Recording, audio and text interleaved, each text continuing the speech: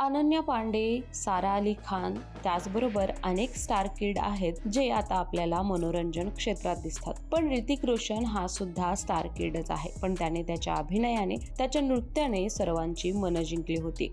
आता पाहायला गेलं तर अनेक स्टार किड हे ऍक्टिंग मध्ये नसले तरी त्यांचे आई वडील याच क्षेत्रात असल्यामुळे त्यांना जास्त भाव दिला जातो। पण असं म्हटलं जातं की स्टार किड असण्यापेक्षा स्वतः स्टार बनणं खूप महत्त्वाचं आहे आणि स्वतः स्टार बनलेले खूप सारे अभिनेते त्याचबरोबर अभिनेत्री सुद्धा आहेत। तर कोणते आहेत चला पाहूया।